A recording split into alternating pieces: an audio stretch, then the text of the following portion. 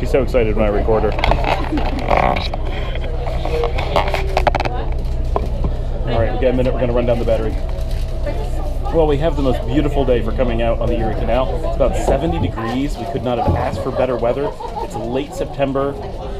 Gorgeous, gorgeous. Light breeze. Oh, early September.